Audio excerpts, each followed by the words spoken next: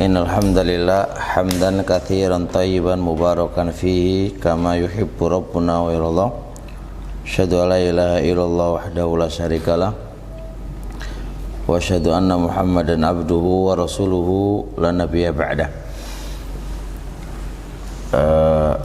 Alhamdulillah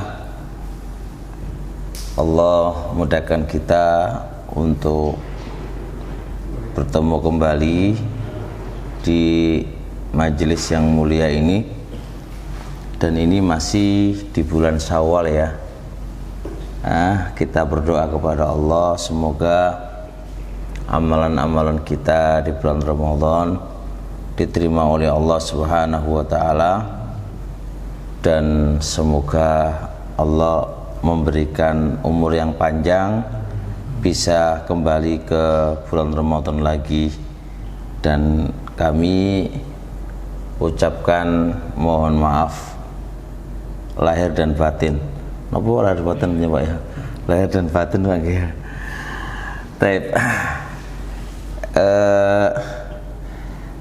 Saya sudah diamanati untuk bahas masalah fikih kurban. Sebelum bahas fikih kurban, ada beberapa pertanyaan yang diajukan ke saya ini sama Pak Tri ini. Ini mungkin pertanyaan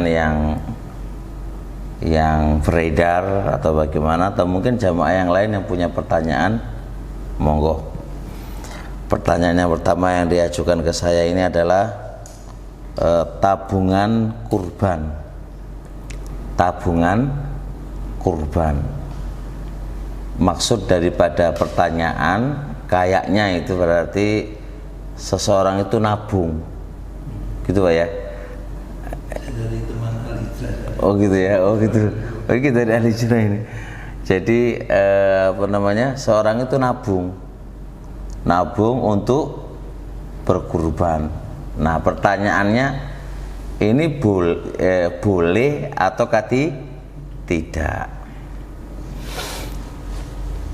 Jadi begini,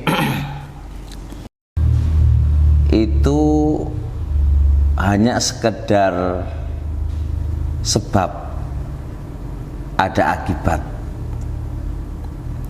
Kita harus tahu dulu kenapa harus nabung gitu. Maka kita harus paham dulu apa hukum berkurban. Ulama sepakat kurban itu hal yang disyariatkan. Imam Nawawi di Majmu', Ibnu Hazm di Muhalla, Ibnu Qudamah di Mughni, mereka menukilkan bahwasanya kurban itu adalah hal yang disyariatkan berdasarkan Al-Quran, kemudian hadis dan ijma'. Kalau dari Al-Quran jelas, apa itu firman Allah Subhanahu wa taala, inna a'taina kal kautsar fasholli li rabbika wanhar. Wanhar itu diantara alur tafsirnya mengatakan berkurbanlah. Adapun dari hadis Nabi SAW, perbuatan Nabi yang ma'rufah, masyhurah, bahkan mungkin bisa dikategorikan hadis tentang Nabi itu berkurban, hadisnya Bukhari Muslim, ijma' telah ada. Cuma mereka berbeda pendapat tentang hukumnya. Ada yang berpendapat wajib, ada yang berpendapat sunnah. Khilaf panjang di antara mereka. Kesimpulannya, saya pribadi condong mazhabnya jumhur ahlul ilmi, bahwasanya kurban itu adalah sunnah. Apa yang menjadi alasan saya? Alasan saya adalah yang datang dari Nabi adalah perbuatan, dan kaidah asal dalam perbuatan Nabi adalah apa itu? Hukumnya sunnah. beberapa hadis yang mereka pakai dalil tentang awamir, datang berbentuk perintah dan ancaman, itu semua hadisnya dilemahkan oleh para ulama, diantara Imam Al-Albani, diantara Ibnu Arabi dalam kitab Aridatul Ahwadhi, dan juga yang lainnya, melemahkan semua dalil-dalil yang berbentuk perintah dan ancaman bagi yang tidak kurban. Kayak semisal man ingdau kudro, siapa yang punya kemampuan, falam yudhoki, tapi nggak kurban, fala yakroban nama sajidana, ora oleh datang ke masjid-masjid kami. Ini juga hadisnya yang tepat adalah mukuf. Jadi dilemahkan oleh para ulama. Nah, setelah kita simpulkan bahwasanya kurban itu adalah hukumnya sunnah, kurban itu hukumnya apa? Hukumnya sunnah, maka berarti masuk kepada pembahasan kita, boleh nggak nabung? Kan gitu kan, boleh kan nabung? Setelah ini kita punya kaidah untuk nembus hukum sunnah tadi, kita bisa nembus dengan sebuah kaidah al-wasailah kamul maqasid. Wasilah itu sesuai dengan hukum tujuan. Atau dengan kaidah lain, malayatimul ma'mur ila fil ma'mur, sebuah perintah itu nggak bakal terwujud kecuali dengannya, maka dengannya diperintahkan. Maknanya adalah perkara sunnah tadi nggak bakal bisa terwujud kecuali harus nabung, maka nabung itu hukumnya apa? Disunahkan dengan kaidah tadi. Bisa dipahami? Maka berarti nabung untuk kurban, maka bisa saya katakan itu adalah perkara yang bisa kita katakan itu dianjurkan atau disyariatkan dengan kaidah al-wasailah kamul maqasid. Wasilah itu tergantung kepada hukum tujuan. Tujuannya itu apa? Kan kurban. Maka wasilah menuju ke arah sana itu juga dianjurkan. Atau dengan kaidah perkara yang diperintahkan, perkara yang disyariatkan itu nggak bisa terwujud kecuali dengannya, maka dengannya menjadi disyariatkan. Cuma ada poinnya, cuma perkara sunnah dalam bab kayak gini ini ya jangan terlalu dibebankan. Fattakullah mas tata'tum, bertakwalah kepada Allah semampu kamu. Itu aja. Jadi jangan sampai memaksakan diri gitu loh. Jadi waktu ini apa jenenge sampai nggak makan gara-gara pengen nabung untuk kurban. Ini kan jenenge apa ya namanya? Memaksakan diri, namanya memaksakan diri. Namanya memaksakan diri. Tapi selama itu nggak ada unsur yang demikian, itu perkara-perkara bagus saja yang namanya menabung. Jelas nggih? Pertama-tama. Dan kalau nggak nabung biasanya ya rasa kurban, Pak ya. Ya kecuali yang punya duit akeh kan, tiba-tiba wis beli gitu aja. Nah, bagi orang yang nggak punya ya 3 juta bukan perkara yang kecil, ya dia harus bisa menabung. Ya paling nggak 1.000 per hari, ya nggak semudah orang bisa 1.000 lah. Ya paling nggak 10.000 nabung untuk menggapai sebuah pengorbanan lah, paling nggak pengorbanan lah, gitu. Jadi hal yang hukumnya seperti yang saya sebutkan tadi. Pertanyaan yang kedua, berhutang untuk kurban. Iki gimana ini? Ngutang untuk kurban. Pertanyaan ini saya soroti beberapa sisi, Pak ya. Sisi yang pertama, kenapa harus berhutang gitu kan? Ini pertanyaannya. Kenapa harus berhutang? Ini ada 2 kemungkinan, Pak. Kemungkinan karena semangatnya beribadah gitu ya. Kemungkinan yang kedua karena riya wasum'a atau cah sawangan cah Nah, kalau sawangane ya wis mari urusane Pak wong sawangane kan gitu kan. Tapi karena semangat ibadah itu babnya lah lain. Kalau semangatnya ibadah maka harus saya jawab. Boleh nggak berhutang untuk kurban? Para ulama itu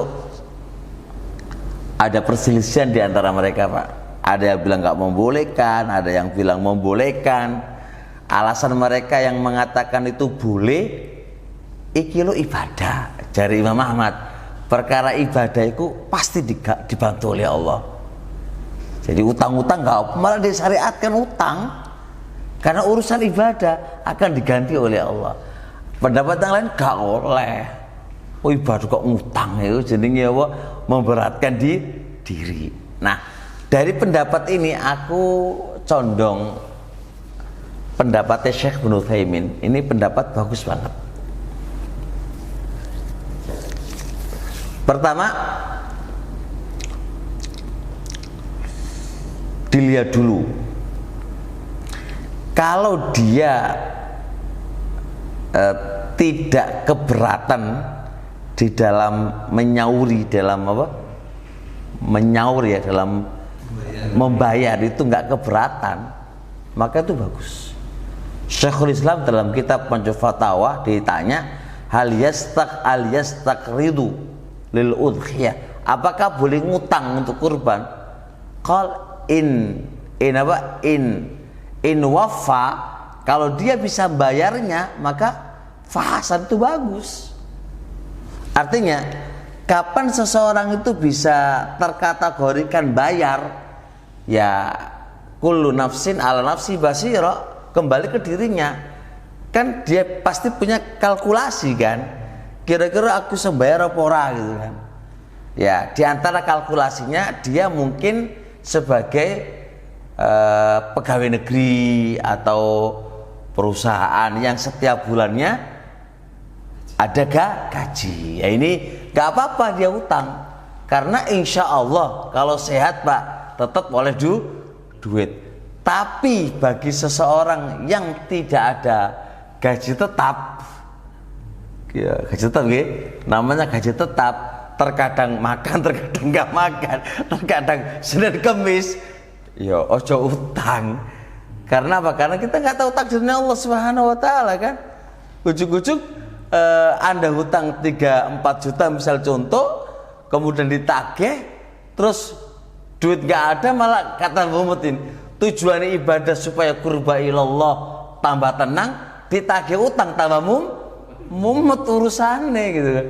Makanya dari mengkompromikan antara yang membolehkan dan yang tidak membolehkan, bagus banget pendapat yang dikatakan oleh Syekh Ibnu Utsaimin tadi. Dan itu juga ada fatwa-fatwa Syekh bin Baz, fatwa Syekhul Islam Taimiyah, kemudian fatwa Ibnu Muflih dalam dalam kitab Al-Adabus Syar'iyyah, dan juga pendapatnya Imam Al-Hawi dalam kitab Mawarid, dalam kitab Al-Hawi Al-Kabir. Artinya nggak ada masalah. Saya paham insyaallah. Jadi ini pendapat yang tengah-tengah. Aman ya? Ada pertanyaan nggak? Dua-dua tadi. Mumpung belum menjawab pertanyaan yang nomor 3.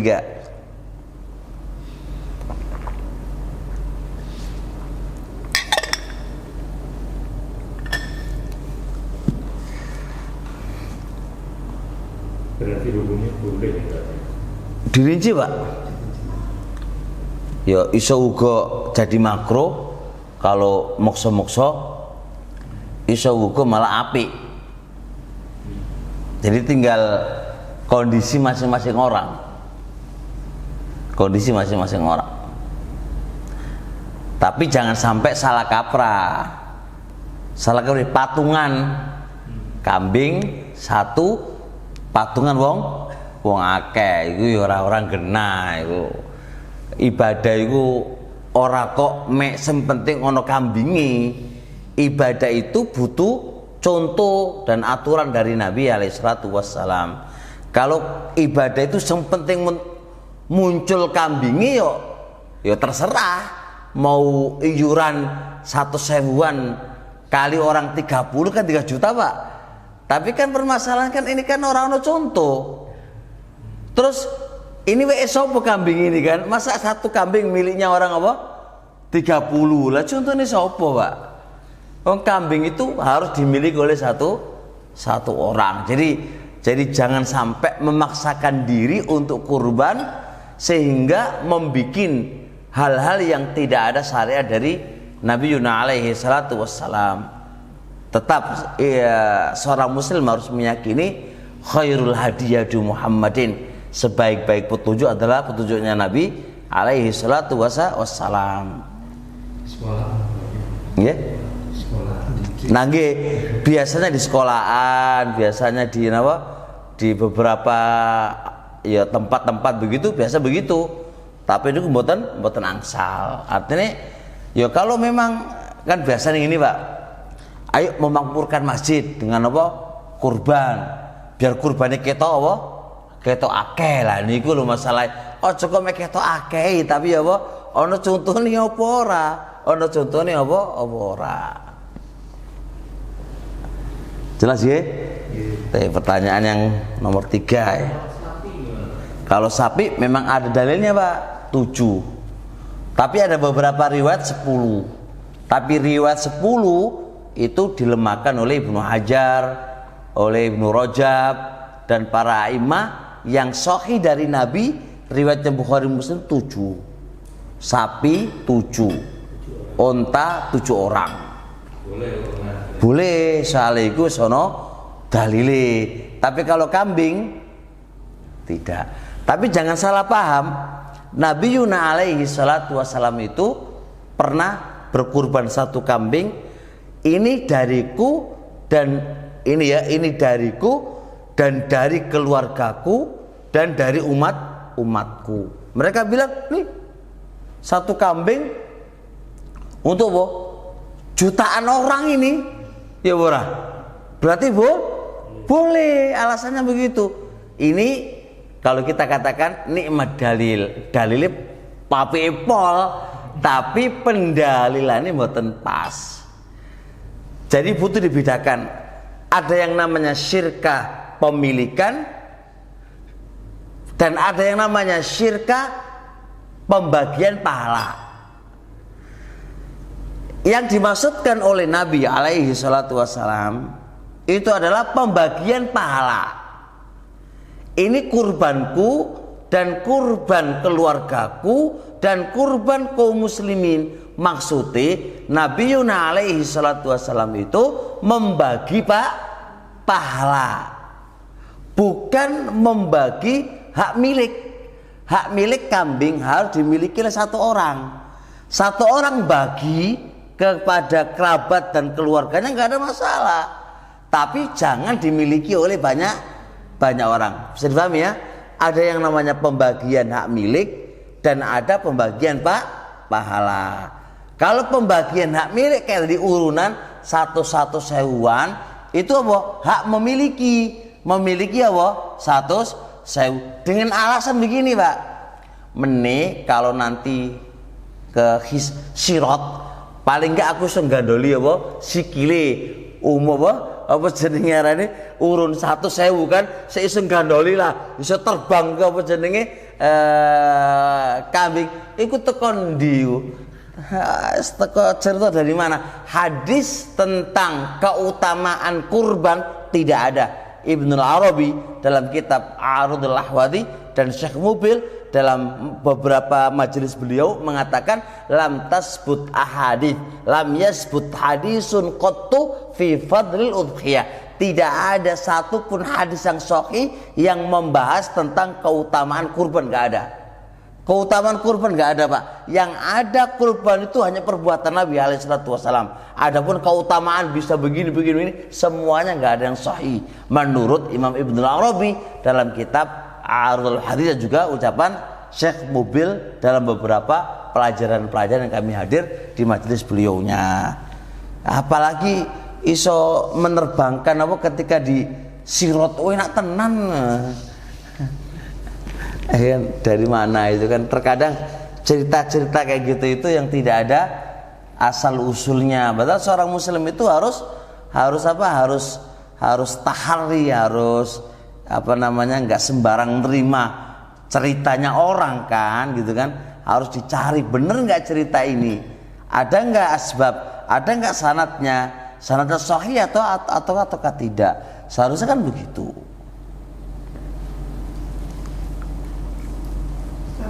Pokoknya harus dimiliki satu orang. Adapun pembagian ini terserah. Di atas namakan siapa, yang di atas namakan siapa, itulah pemiliknya. Itu namanya pemiliknya. Tapi dalam satu keluarga tetap mendapatkan. Iya, pembagian pahala. Dan jangan difahami, aku kurban kok batal kurban, Pak. Lu kok iso? Nabi lu mengurbani siapa? Umatnya. Orang ngono, Nabi itu bagi pahala. Oleh sak piro yo kambing siji terus dibagi wong akeh oleh piro kan? Enggak. Ya itu pancen pembagian pahala, bukan Anda itu dikurbani sehingga Anda wis ora seke kurban. Nabi kurbani dhewek wis ora seke kurban. Kan ono Pak ono alasan wong aneh-aneh iku, Pak. Wis ora seke kurban, wis dikurbani Nabi kok. Gitu. Pertanyaan yang selanjutnya, berkurban sekaligus akikoh. Surah ini Bu, satu kambing untuk dua niat. Niat pertama apa? Kurban. Niat kedua apa? Akikoh. Masalah ini ada perbedaan di antara para ulama, Pak. Ada 3 pendapat. Ada yang bilang boleh, ada yang bilang nggak boleh, ada yang bilang tawakuf, saya nggak tahu. Ulama itu masya Allah. Baik, ini di istilahnya kaidah fikih niku jenenge babut tadakhul. Tadakhul itu adalah banyak ibadah bisa diringkas, dibadali dengan satu ibadah, tapi niate akeh, engko pahala akeh. Paham ya? Kayak kan 2 ibadah tuh, akikoh karo apa? Karo kurban. Terus diringkes dengan satu kambing. Atau 2 kambing ya, biasanya 1 kambing Pak, perempuan itu kan 1 kambing. Berarti apa? Berarti 1 kambing niatnya 2, pahalai 2. Itu namanya babut tadakhul. Di usul fikih namanya, di kuat fikih namanya babut tadakhul. Lagi piye? Sebagian mengatakan boleh. Dan ini pendapat sebagian Syafi'iyah. Alasan mereka adalah sama-sama ibadah. Sama-sama ibadah. Ibadah yang sama-sama ibadah, yang ibadahnya itu pakai kambing. Podo ibadahe ngetokno kambing. Itu alasannya. Alasan yang kedua, mereka samakan dengan tahiyatul masjid. Dengan sholat tahiyatul masjid plus sunnah wudhu plus qobliyah. Telung niat digarap dengan 2 rakaat tok mencukupi dan pahalai oleh telu. Enak ora? Oh, enak banget Pak. Mau enak itu kan. Jadi 2 rakaat nambahi niat pahalai telu. Wah enak telu. Nah, kalau saat sholat dilipatkan 10 berarti apa? Sekali kerjaan oleh 30. Wah enak tenang. Digawe saulan Pak ya. Ya wis 30 kali saulan, wis enak wis. Napa? Buka juga bisa dibuat gitu. Nggih, bisa saged digandakan saged ya. Pendapat yang kedua, nggak boleh.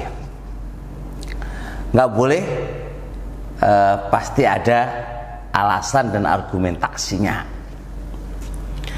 Dari 2 pendapat atau 3 pendapat tadi, yang pertanyaan nomor 3 kan, aku nggak punya pilihan, tawakuf, mbok piye sing bener kurang ngerti. Ana sih condong pendapat yang dikuatkan oleh Syekh Ibnu Utsaimin rahimahullah taala, dan apa yang dikuatkan beliau itu mencocoki dengan kaidah usul, Pak. Iki sodo apa? Sodo abot, tapi jangan harus paham lah, insyaallah. Sodo abot tapi mudah lah, insyaallah. Sebenarnya kaidah tadakhul, saling masuk, ini kalau kita jalankan secara mutlak itu iso kacau nanti itu. Iso kacau. Ya, banyak poin nanti yang bisa tercancel. Kayak qadha karo nyawal, padha lah. Terus qadha plusnya nyawal, padha posoe. Iya ora? Padha posoe. Enak ora? Oh, enak. Wah, bahaya itu. Ya wis lah, ngogok plus niatnya nyawal, enak tenan. Enak tenan nih. Terus apa mana? Bayar fidyah. Ada contoh membayar kafaro. Wis bayar kafaro pas no kurban wae wis. Kayak kafaro dalam bab haji kan, itu kan ada membayar dam, itu kan bayar kafaro. Wis pas no wae gandengin dengan hadiun. Wah, tambah mumet urusan kan apa jenenge ekonomis, Pak. Dan ini yang disukai oleh orang ekonomis kan gitu loh. Nah, jadi oleh karena Ibnu Hajar dalam Fathul Bari ketika menyebutkan kaidah tadakhul, qala rahimahullah wa hadza laisa ala itlaqiha. Ini enggak mutlak kaidah ini. Harus ada syaratnya. Nah, syarat-syarat ini harus ada syaratnya, Pak. Kalau nggak ada syaratnya, mumet nanti itu. Nah, syarat ini harus dipahami dengan baik sehingga kita bisa menggunakan kaidah bab tadakhul. Kenapa kok harus ada syarat, Pak? Karena asal ibadah itu harusnya berdiri sendiri. Iya ora? Iya. Asal ibadah berdiri sendiri. Akikah ya sendiri, kurban ya sendiri, duha sendiri, rawatib sendiri, wudu asalnya kan harus beribadah berdiri sendiri kan gitu.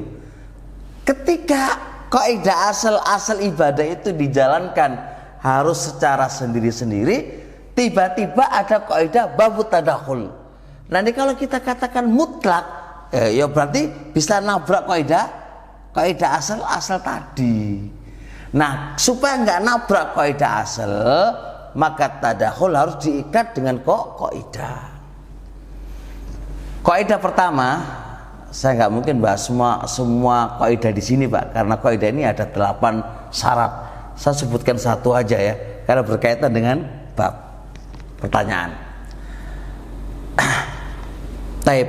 Tidak boleh dibawa kepada tadakhul kalau tujuan ibadah itu berdiri sendiri. Kayak kurban, Pak. Kurban itu apa tujuannya?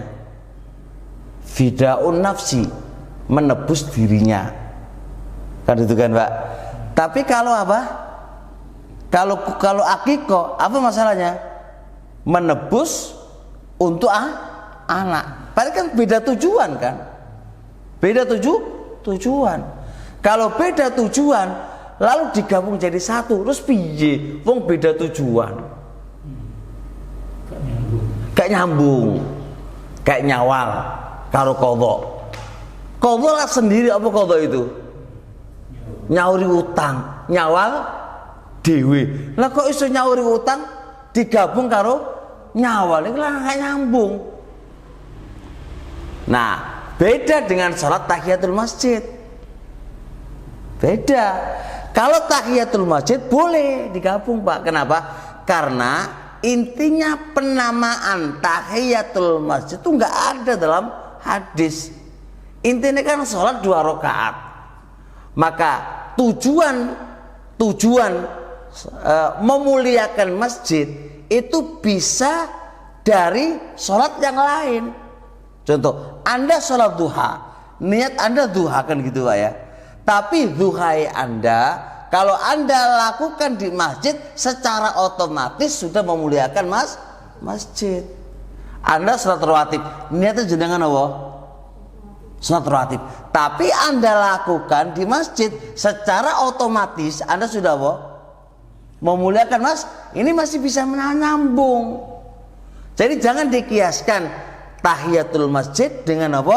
Dengan rawatib, dengan sholat ini jangan disamakan.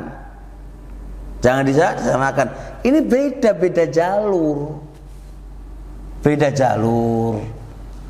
Apalagi nih Pak, kalau akikoh itu ala qaul itu wajib, ini sunnah. Beda lagi. Mosok sunnah iso gugurkan yang wajib. Beda lagi, masalahnya malah repot gitu loh. Repot. Nah, jadi kesimpulannya karena tujuan masing-masing itu berbeda, nggak bisa dicampur. Kayak gini, saya sekarang mau ke Surabaya Pak, satu lagi mau ke Tuban, itu toh digabung jadi satu Pak. Ini bisa? Itu nggak bisa dalam satu waktu. Kecuali antum mau ke Gresik, satu lagi mau ke Surabaya, mau kemana ke Sedayu, itu toh digabung jadi satu Pak. Bisa karena satu arah. Tapi kalau satu Tuban, satu ke Surabaya, bisa digabung jadi satu. Ya muter-muter kan, ya nggak, maksudnya kan orang nggak bakal mau, maksudnya kan gitu. Ya antum ke sini, kamu ke sini, jelas lah kan gitu. Artinya beda jalur, nggak mungkin digabung jadi satu gitu loh Pak. Karena beda alur. Tapi kalau satu jalur bisa digabung, satu perjalanan 2 tujuan. Tapi kalau beda arah, satu jalur 2 tujuan, nggak bakal orang mau. Artinya saya gambarkan kayak gitu itu supaya dipahami ini alurnya kemana. Jelas ya? Baik. Ada pertanyaan di sini? Misalkan puasa Syawal pas Senin, Kamis itu. Nah, itu sono khilaf. Ada yang mengatakan boleh digabung, ada yang mengatakan nggak boleh digabung. Alasannya sama. Kalau Senin sama Nyawal podo sunai, gitu kan? Tujuannya apa? Nah ini kan, ini bagi yang menyamakan sebenarnya tujuannya ku podo. Apa itu? Qurba ilallah. Cuma harinya Senin dan Syawal kan nggak ada ketentuan hari. Makanya digabungkan gak ada masalah. Orang Nyawal pun kan gak ada ikatan hari apa gitu loh. Dan tujuan Nyawal apa? Qurba ilallah. Berarti kalau ada kata digabung karo Senin orang masalah. Maka sebagian ulama kontemporer mau membolehkan penggabungan Nyawal dengan Senin. Karena Nyawal gak ada harinya Pak. Iso sempeting dia puasa dan itu qurba ilallah, digabungkan Senin sama apa? Sama Nyawal itu nggak ada masalah. Nah, kaidah penggabungan ini harus jeli, nggak boleh asal apa digabung wae, repot nanti itu mumet urusannya. Tapi ada syaratnya lagi, saya pernah dengar ada. Oh ada 10 Pak. Kalau dia nggak pernah puasa Senin Kamis, ya kalau dia memang gitu baru bisa. Tapi kalau dia nggak pernah puasa Senin Kamis, ini saya Nyawal sekalian Senin Kamis. Kanggo apa ngono ya? Iya, bisa juga gitu, bisa juga. Iku jenenge. Iya, Masya Allah. Terus ya. Pertanyaan terakhir apa tadi? Afdhal mentah atau sudah mateng? pembagian kurban lebih afdolnya mentah atau sudah matang? Dagingnya loh Pak, itu dibagi mentah atau dibagi apa? Matang. Jadi gini, mereka sepakat kurban itu, daging kurban itu dibagi mentah. Apa yang mendasari mereka? Perbuatan Nabi. Nabi itu membagi udhiyahnya itu mentah. Kalau mateng, ini ada khilaf di antara mereka. Kalau pendapatnya jumhur, pendapatnya Maliki ya, Imam Malik, nggak ada masalah. Mau dibagi mentah, mau dibagi mateng, orang ada masalah. Kalau Syafi'iyah nggak oleh mentah, nggak oleh mateng, harus mentah. Imam Mawardi dalam kitab Hawi itu ngasih alasan begini.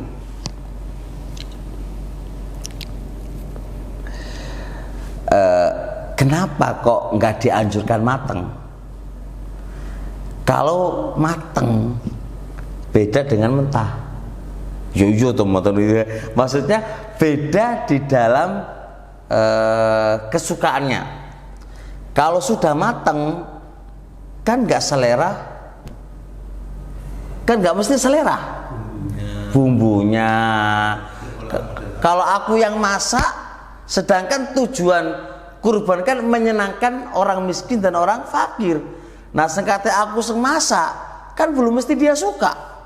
Apalagi aku semasak suka asin, ya kan, suka asin. Dianya nggak suka asin, coba. Jadi ya Allah, orang miskin akan, ya Allah, hariku nanti biar aku bisa makan daging. Dagingnya apa? Asinen lagi. Ya gak selera lah. Yang kedua, kalau andai kata orang tadi darah tinggi gak iso apa? Makan daging, terus piye coba?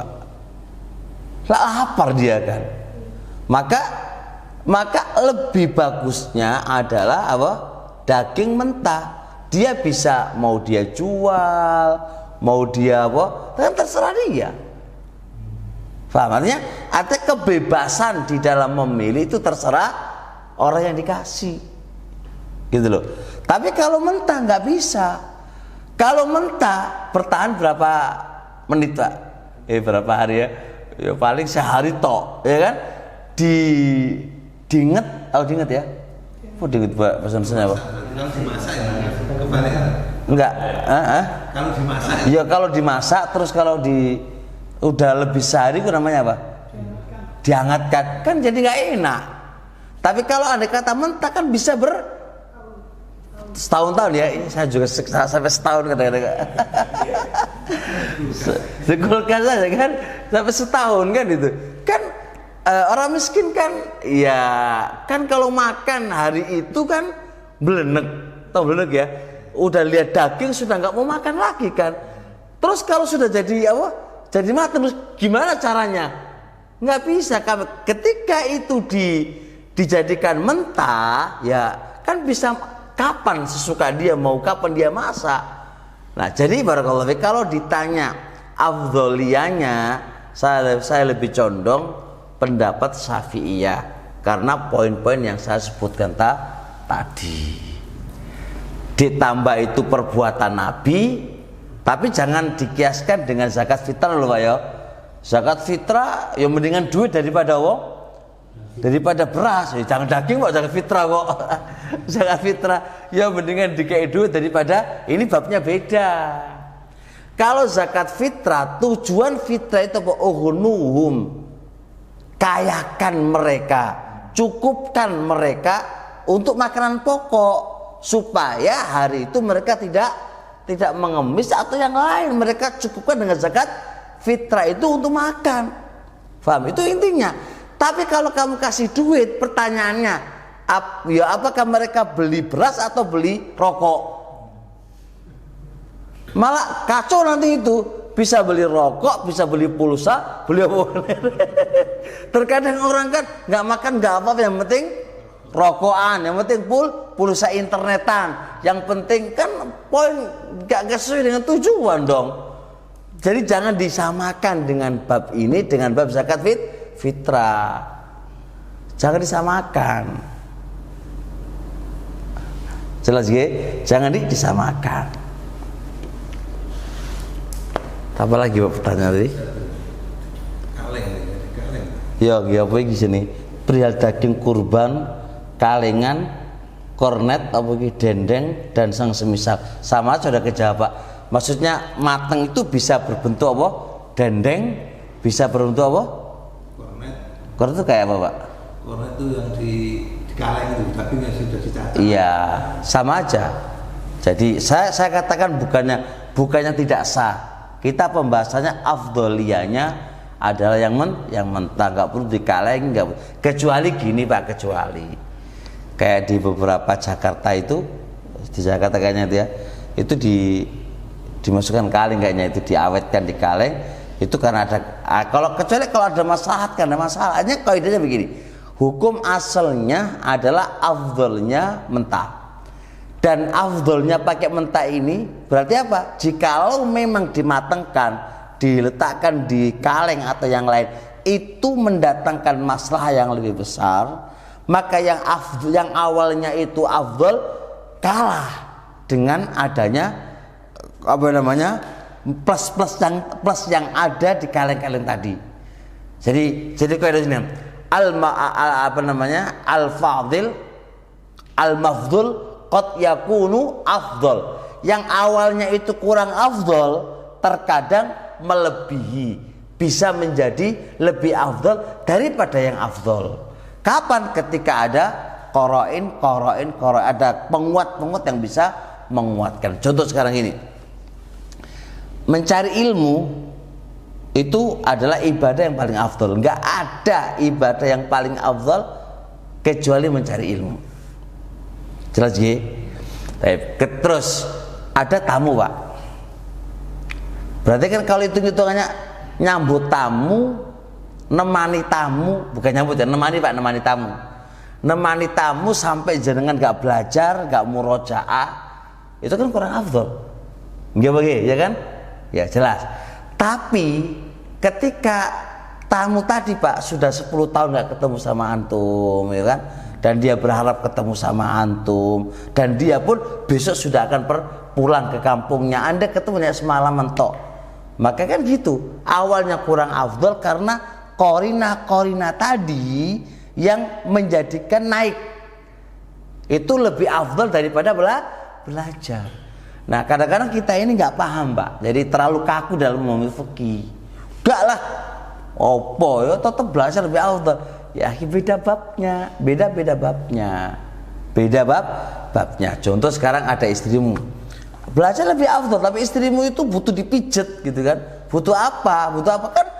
Korina itu kan kalau gak diajak ngobrol nangis, ya kan itu kan hal-hal kayak gitu itu kan apa? Ada tambahan yang awalnya kurang afdol menjadi lebih afdol. Kayak gini harus seorang fakih itu, seorang yang ngerti fikih itu harus paham kayak gini ini. Ojo kok kaku wae. Terlalu kaku repot. Jadi karena belajari kurang, jadi kan pokoknya digegemi iki wae. Jadi nggak ngerti hal yang lain, yang itu adalah ada poin-poin yang bisa menjadikan yang awalnya kurang afdol menjadi lebih afdol gitu loh. Saya gambar gini. Di mari kita prakteknya enak. Anda lagi puasa, ada yang ngundang Anda. Oke lah, saya katakan antum hadiri undangan itu tanpa harus berbuka kan gitu. Maka afdolnya enggak berbuka. Kan itu toh. Berarti tidak berbuka atau berbuka itu kan kurang afdol. Afdolnya apa? Poso. Apalagi wis jam 2 Pak. Kalau saidik gitu kan. Jam 2, jam 3. Tapi lihat yang ngundang gini, ya akhi, aku loh masakan untuk antum, aku pengen makan sama antum gitu Pak, minta gitu loh Pak. Iya wis lah, kan gini kan, hal kayak gini kan harus difahami.